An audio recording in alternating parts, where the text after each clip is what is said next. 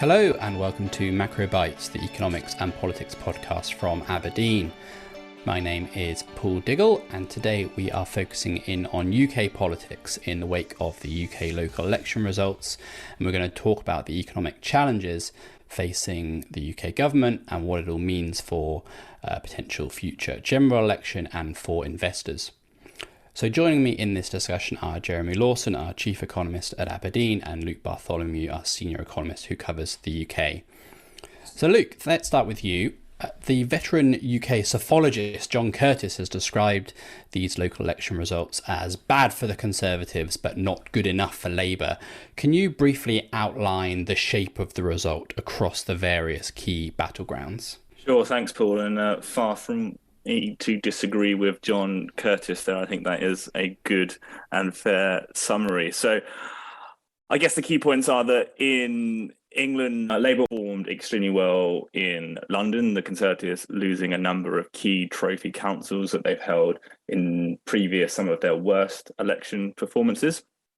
So to lose them now is quite striking.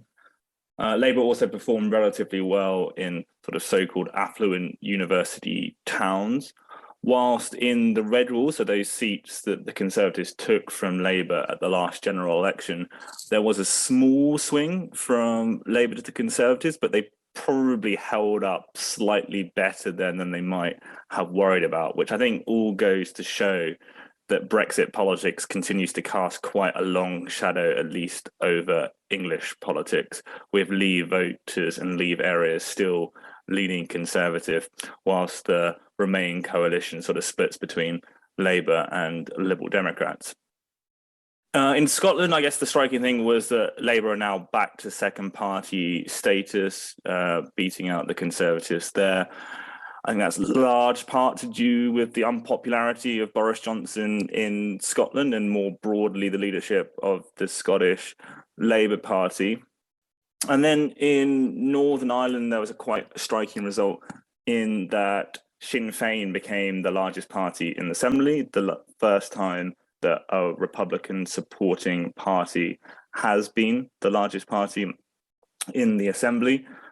And obviously this poses quite difficult constitutional questions for the UK that we can get to later, but also around Brexit matters, as well as the DUP refused to put up ministers for a power-sharing government whilst the Northern Ireland Protocol remains as it is. Great. I think that's a really useful summary. So, Jeremy, we've seen a few different seat projections that read across from these locals to a general election, as if a general election were being held tomorrow. And they tend to show either Labour or the Conservatives as the largest party, but crucially, neither achieving a majority. So with the caveat that we always have to be careful reading across from locals to general elections, what do you think the implications are for a future general election in the UK? Yeah, I mean, I think particularly when we keep in mind that the next general election could be as late as December 2024, that's 2.5 years of water to go under the bridge between now and then, and likely a very significant sort of slowing of economic growth, over that period to contend with. But a couple of the things that I think we can see sort of straight away is that even a trend that has been in place for some time, which is that the Conservative Party are becoming increasingly the party of England, and what we might call, and I think Luke alluded to this, regional and smaller town England. So that is sort of being strengthened. And so that's not a particularly firm foundation for a broad coalition, particularly as it sort of struggles to reconcile policies that can appeal to both the new supporters that it's gained since Brexit in the so-called red wall seats, but then the type of priorities that its traditional supporters sort of favour, particularly in the southeast and the southwest of England. So I think that's one tension. Another tension, though, on the Labour side is that, equivalently, you cannot win a general election if you are, in a sense, being shut out of the devolved sort of countries by virtue of the fact that regional parties dominate, and you can't make true headway in the smaller towns, i.e. London and university towns does not make a general election victory. And so that, I think, is why a minority government is not an unreasonable sort of starting point for thinking about what the next election outcome might be. And then, of course, then there's going to be sort of lots of sort of potential sort of swings and roundabouts related to the macroeconomic environment, the international political environment, potential sort of scandals. We're sort of currently experiencing sort of, both Partygate and Beergate at the same time.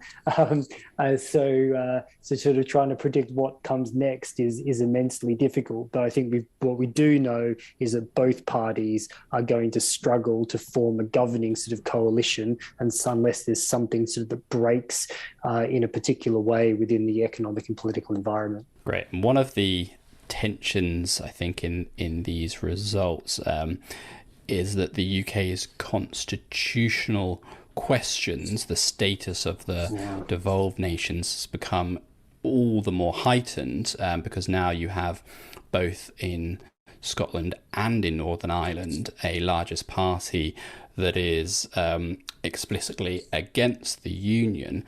To what extent is that a big problem or issue in UK politics at the moment? I think it's an issue in UK politics because it does make it difficult for the leadership in the devolved regions and centrally to work together to solve what are, in many cases, sort of common problems, not just idiosyncratic problems. I mean, Northern Ireland was already challenging because of the tensions around the protocol. Sinn Féin are committed to try and work towards reunification with the Republic, but there is not a majority sort of support for that within Northern Ireland. And, the DUP at this stage don't look like they want to join a sort of governing coalition to progress. And so we're sort of looking at sort of more time of effectively without executive government in Northern Ireland. I don't think that can ever really be a sort of a positive thing for regular people living in these sort of areas. And, there are sort of massive sort of collective problems that need to be addressed. For all the talk of levelling up is a slogan. It's not a policy program at the moment. For all the talk of the need for structural reform to offset the negative effects of Brexit, we've seen almost no structural reform in the United Kingdom. Again, this is not just a Westminster problem. I would sort of say that it was equally true when we look at devolved governments. When you have this type of setup, it's very easy to blame parties on the other side. So if you're Scottish, you can make hay out of blaming problems on the English government or the Westminster government, but also sort of vice versa. And so there's this type of sort of stasis that sets in that is then amplified by the nature of the economic problems the UK faces, and is not isolated in this, but the UK is experiencing this really sort of significant, what we'll call a negative supply shock, something that's meaning that it's pushing inflation up, it's pushing growth down, or it's going to push growth down. This is an invidious problem for policy making. There are no easy trade-offs here, but government is sort of stuck, and none of the parties, I think, have a really convincing sort of platform for turning that around, in part because it brings about tough choices and trade-offs that those constituents don't really want to hear. So I think this is the essence of the problem. But just to add one other quick thought to that, because I think it's pretty easy to sketch out what the constitutional issues are for Scotland and Northern Ireland, both polities being governed by a party that isn't committed to the union. But there are also potential questions about England's place in this after the next election, because you can quite plausibly sketch out a scenario where the Conservatives end up the largest party in England, but insufficiently sized to form a majority in the UK Parliament, and Labour's able to form a minority government with support from the SNP. And given the way devolution works in the UK government will be legislating for matters that affect England, but not Scotland. So you have SNP votes propping up legislation in England with a Labour government, which is the smaller party in England. All of that might raise questions about how English voters feel within the union as well. So there are pressures in multiple directions, I think. Just to amplify that point, Paul, if you don't mind, it may not, for people living in the UK in particular, but also outside, the Britain's sort of constitutional arrangements really are highly unusual. So devolved powers are different depending on which sort of devolved sort of authority that you're talking about. Instead of having a true federal authority, effectively the two are mixed between England and the national authority. So in a sense, England's sort of constitutional sort of status is very unusual, most unlike what you would see in other federations. You don't have very prescribed what are federal powers, what are state powers. These things are much more contested. The constitution is sort of governed by convention as much as it is by statute.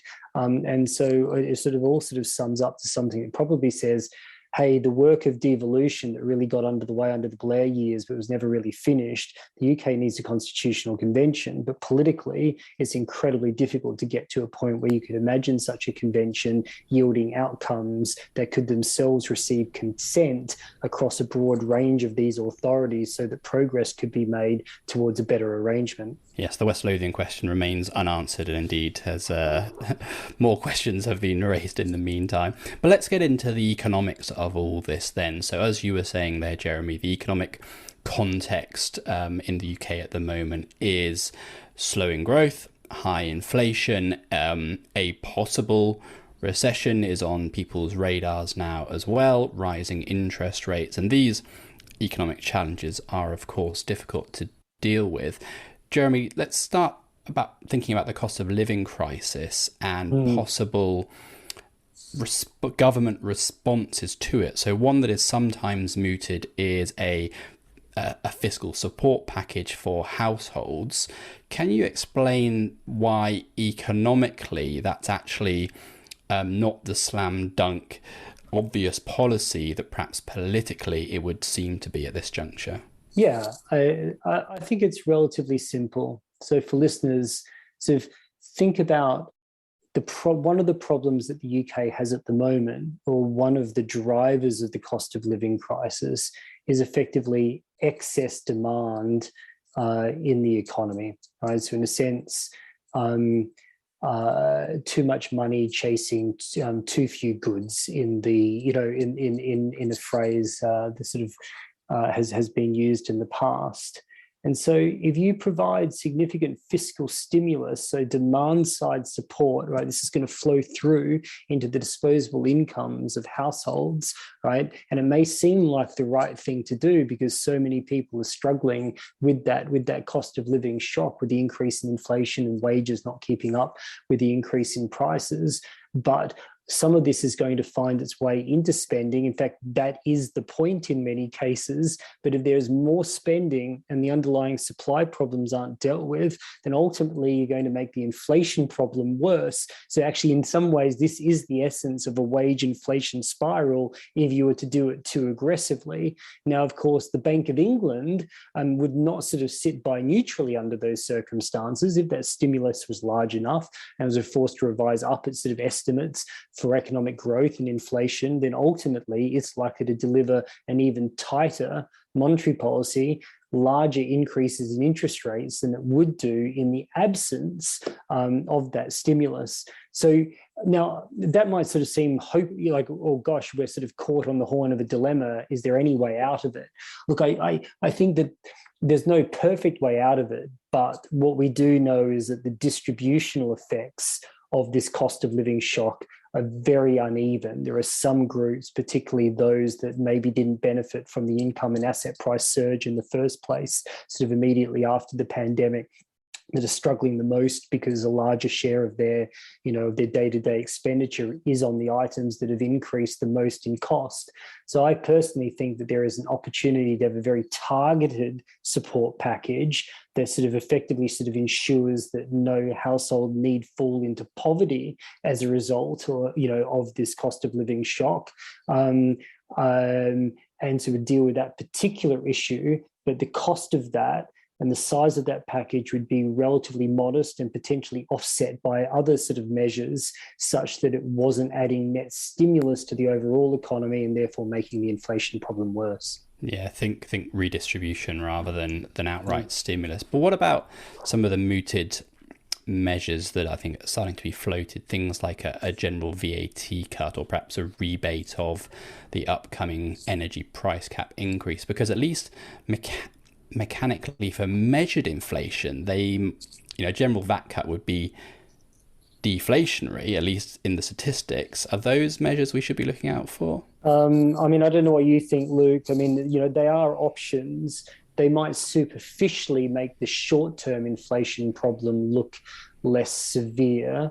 But again, in the sort of sense of the way, the central bank will tend to look through tax changes anyway when it's trying to assess the true underlying inflation problems or sort of trends in the economy.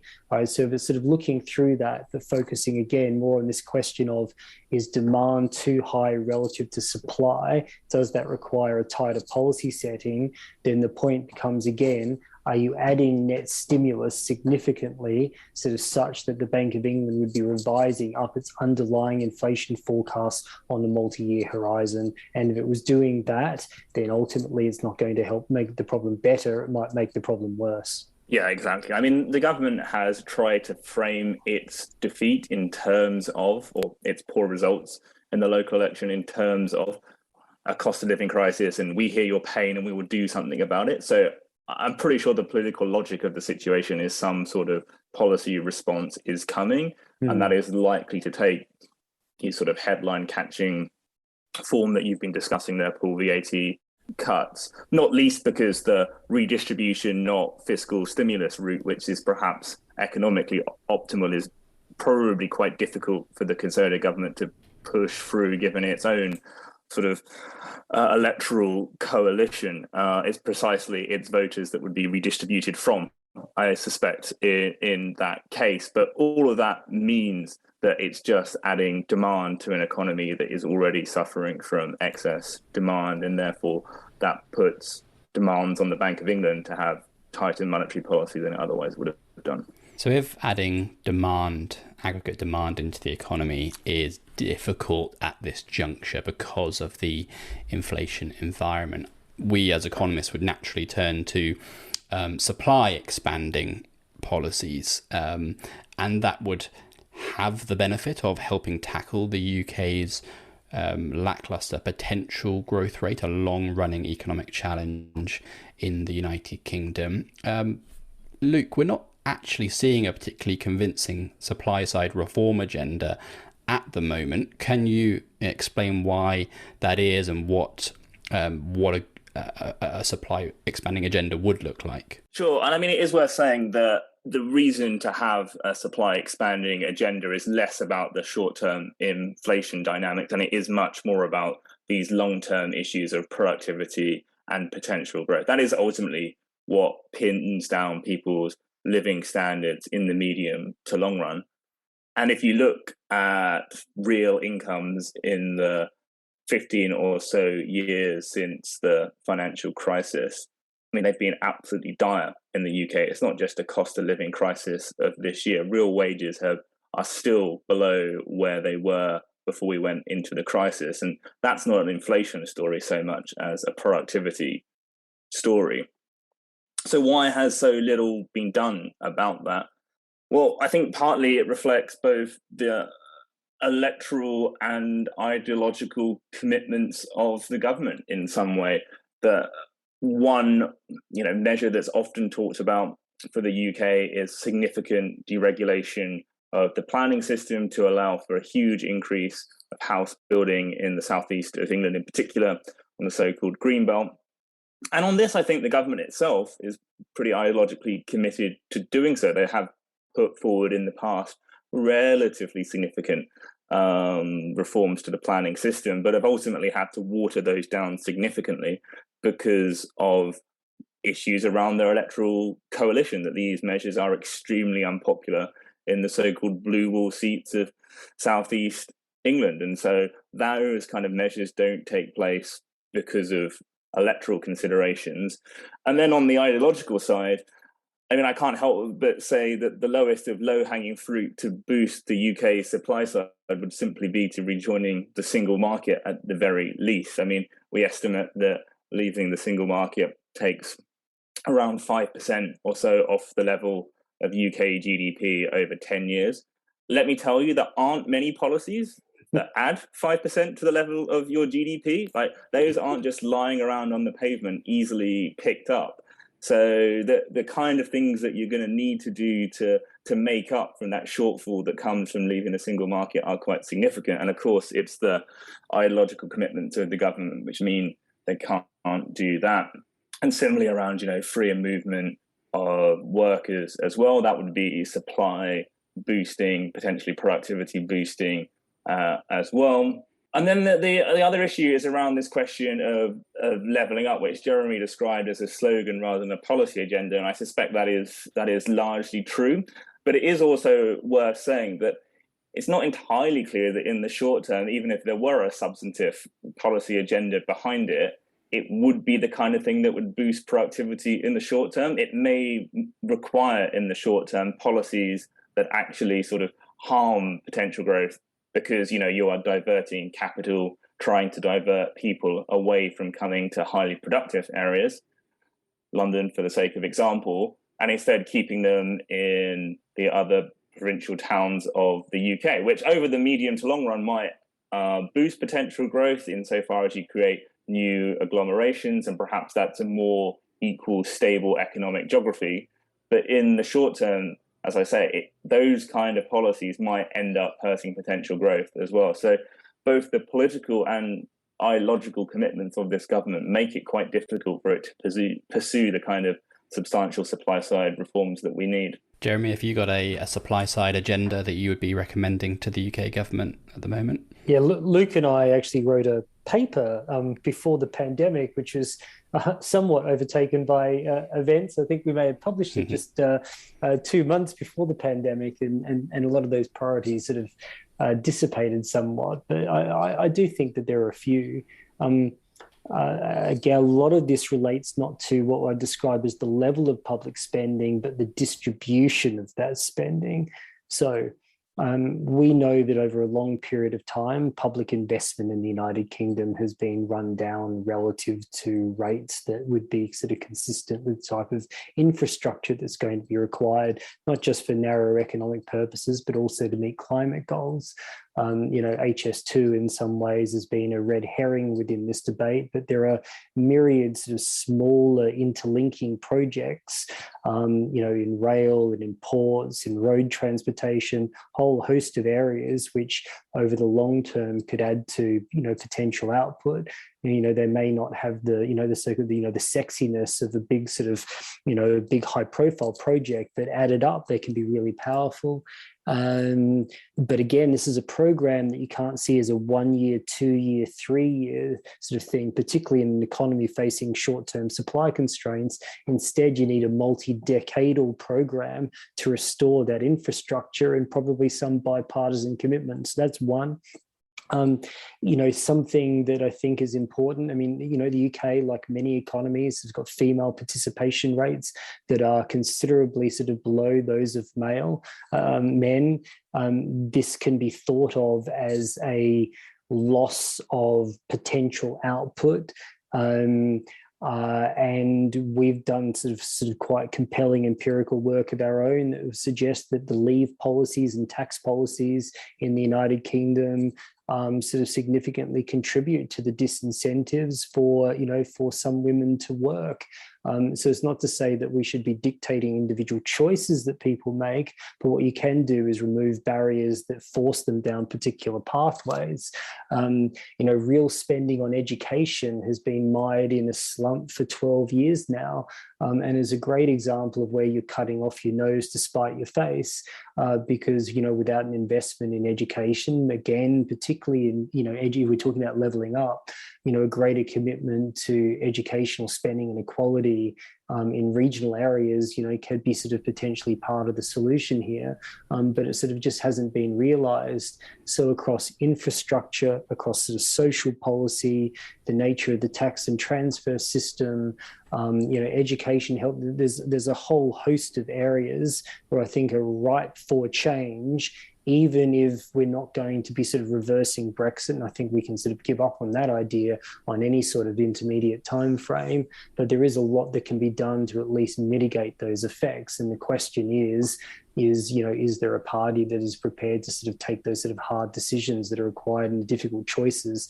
that are required to make that happen? Great. So I want to end the podcast by bringing all that together and being very clear on why it all matters directly for the economy and then for financial markets and investors. And I think there are a number of ways. First, because although the near-term personal risks around the Prime Minister may have not been as acute as could have been the case, there are clearly a number of upcoming flashpoints that may challenge Boris Johnson's leadership of the Conservative Party, and clearly a Conservative leadership race would inject some near-term political uncertainty into the outlook. Second, I think because the future of the Northern Ireland Protocol is still to be settled, and the potential collapse of power sharing, disagreements between the DUP and Sinn Féin add to some of the risks there, and it's likely that a further UK-EU dispute over the protocol is inevitable. Third, I think because more broadly on Ireland, the largest party is now one committed to a border poll. That's also the case in Scotland. So as we've discussed, the UK's constitutional structure remains in flux. Fourth, because we were expecting at least some action on UK fiscal policy, but as we've talked about, measures to alleviate the cost of living crunch could just as equally end up exacerbating inflation pressures. And then fifth, because UK potential growth, as we've said, remains pretty lackluster, and some of the political commitments to a supply side agenda that would help tackle that are lacking.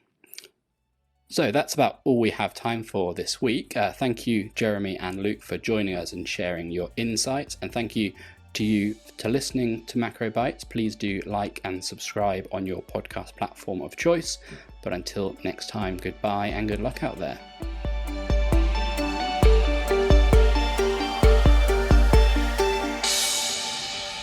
This podcast is provided for general information only and assumes a certain level of knowledge of financial markets. It is provided for informational purposes only and should not be considered as an offer, investment recommendation, or solicitation to deal in any of the investments or products mentioned herein, and does not constitute investment research. The views in this podcast are those of the contributors at the time of publication and do not necessarily reflect those of Aberdeen. The companies discussed in this podcast have been selected for illustrative purposes only, or to demonstrate our investment management style and not as an investment recommendation or indication of their future performance. The value of investments and the income from them can go down as well as up, and investors may get back less than the amount invested. Past performance is not a guide to future returns, return projections, or estimates, and provide no guarantee of future results.